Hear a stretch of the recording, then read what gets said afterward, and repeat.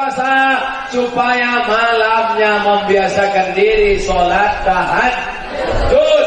Ustaz itu menceramah aja tahajud, jangan-jangan dia tak tahajud. Tadi malam Ustaz tidur di mana? Peranap. Di Peranap di mana? Tak tahu dah rumah siapa. Yang jelas rumah saudara kita orang beriman dekat Tanah Lapang. Tidur karena capek dari lalat, lalu terbangun jam 4. Jam 4 masih bisa tahajud? Bisa. Mandi, bagus mandi malam. Katanya mandi malam rematik sakit tulang. Mandi yang sakit tulang itu dari azan maghrib ke jam 12. Ada pun jam 2, jam 3, jam 4 bagus mandi malam. Bapak-bapak yang payah mandi, siram dia pakai air malam. Bagus mandi malam supaya sehat. Habis itu sholat yang paling bagus sholat wudu. Usolli sunnatal wudu raka'ataini lillahi ta'ala. Aku sholat sunat wudu 2 rakaat. Yang bagus lagi setelah sholat sunat wudu, sholat sunat taubat. Usolli sunnatat taubat. Habis sholat sunat taubat, sholat sunat hajat. Hajatnya apa? Hajatnya yang anaknya kuliah supaya cepat sarjana insyaallah, amin. Usolli sunatal hajat. Yang sudah sarjana supaya cepat dapat kerja insyaallah, amin. Yang sudah kerja supaya bisa menikah, amin. Yang sudah menikah supaya anaknya soleh dan solihah, amin. Nah, sebutkan usolli sunatal hajat. Hajatnya dalam hati aja. Usolli sunatal hajat. Allahu Akbar. Ayatnya terserah. Ghairil maghdubi alaihim waladdallin. Amin. Lama dia memilih ayat karena dia banyak hafalan. Qul huwallahu ahad. Bapak Ibu yang dimuliakan Allah Subhanahu wa taala, bangun tengah malam, tasahharu, makan sahurlah.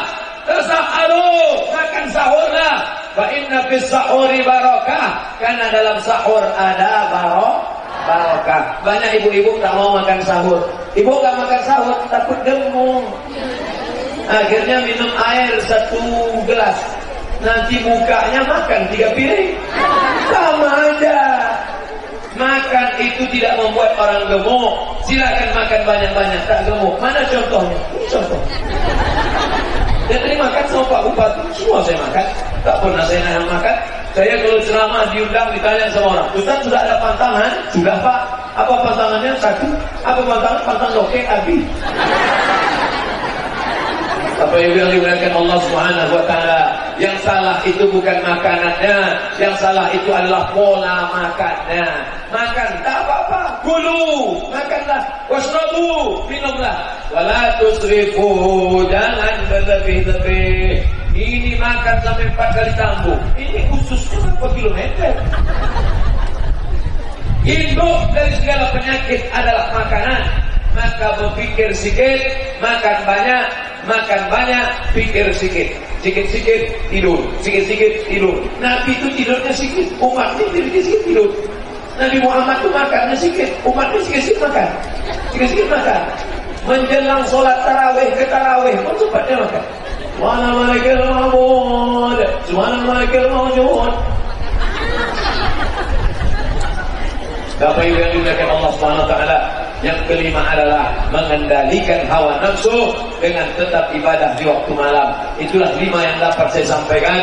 Nanti kalau ada orang bertanya, siapa yang ceramah di Masjid Kuansing tadi? Ustaz Somad. Apa yang dia sampaikan? Ada 5 hikmah Isra Mi'raj dan Ramadan. Apa yang 5 itu? Entah, aku minta ingat. Rekamannya ada insyaallah. Ini ada rekaman kamera 1, rekaman kamera 2, rekaman HP ada. Bapak pun ada juga pakai HP, bapak pun ada juga pakai HP. Ini ada lagi kamera. Oh, banyak kamera rupanya. Nah ini tak ada. Nah, di dalam ini tak ada yang punya kamera. Mana kertas-kertasnya?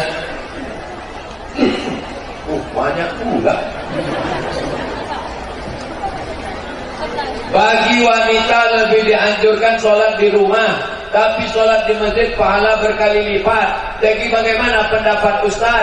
Perempuan yang sholat di masjid hukumnya boleh, tapi kalau dia di masjid nanti menimbulkan fitnah, jangan. Anak lajang, kebetulan dia jadi imam di masjid itu, ada pula anak gadis sering dia ke masjid.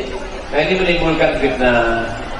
Di Palestina perempuan tak boleh ke masjid, karena kalau perempuan di masjid nanti ditangkap tentara Israel. Tapi di Kuansing Ada tentara Israel di balik pokok kota itu. Ada. Kalau ada udah ditangkap Pak Kapolres dah. Tak ada itu. Oleh sebab itu maka dikuansing silakan sholat di masjid karena aman, tentram, adab, ayam, tak ada fitnah, tapi tetap dalam kurung syarat dan ketentuan jangan sholat di masjid make up bedak teli 3 inci. Muka putih tangan hitam. Jangan ke masjid pakai soleh-soleh jahiliyah.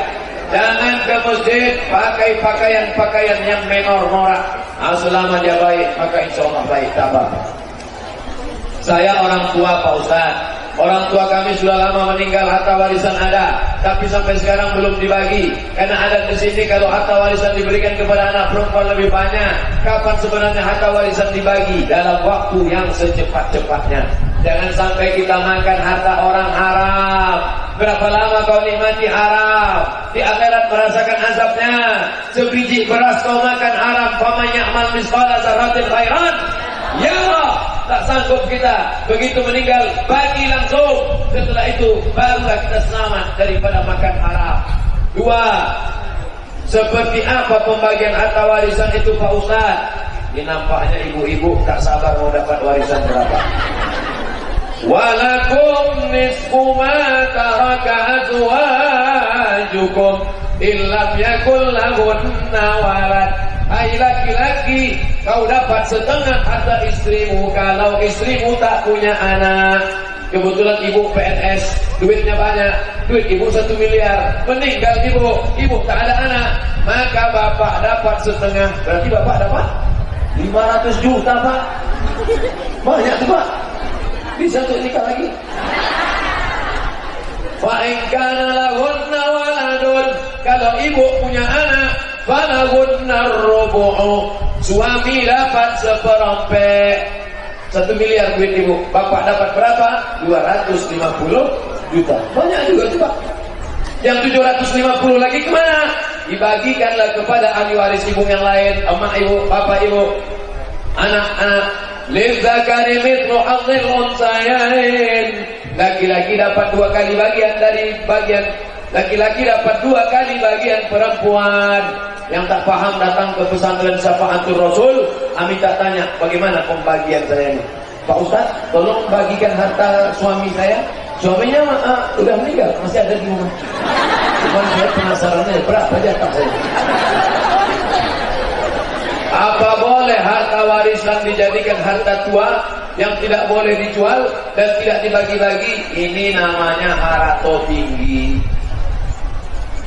Harta perempuan, dia wasiatkan harta tanah padi ini 2 hektar jangan dibagi kepada anak laki-laki, tapi menjadi wakaf keluarga. Kalau meninggal nenek, turun kepada anak perempuan. Meninggal anak perempuan, turun pada cucu perempuan. Tapi bukan hak jual, bukan hak hibah, hanya untuk hak pakai saja.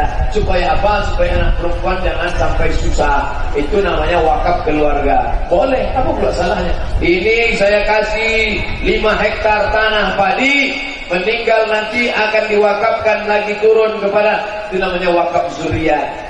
Tapi kalau harta warisan, itu tak bisa. Bedakan antara harta warisan pencarian dengan harta wakaf keluarga. Saya seorang siswa SMA Pak Ustaz. Bolehkah bersalaman dengan guru yang berlawanan jenis atau dengan orang tua teman yang berlawanan jenis? Saya sampai sekarang belum pernah bersalaman dengan mahasiswi. Tanya mahasiswi saya dulu, pernah tak kalian salaman sama Ustaz Somad? Tanya. Kalau ada bawa mungkin biar saya tengok muka. Kalau ada bapak ibu punya anak, tanya, pernah kau salaman sama Ustaz Somad? Datang mahasiswi mau salaman, Ustaz, saya tak mau salaman. Kenapa? Li'ayyud'ina ala ra'si ahadikum, dicucukkan ke kepala kamu bimiqyatin minan nar, paku dari api neraka. Khairun, lebih baik daripada kau menyentuh tangan perempuan yang tak mahram. Makanya datang dia mau salaman. Tak mungkin saya diam aja, malu lah dia. Akhirnya saya gini kan, ini salam Mahabharata.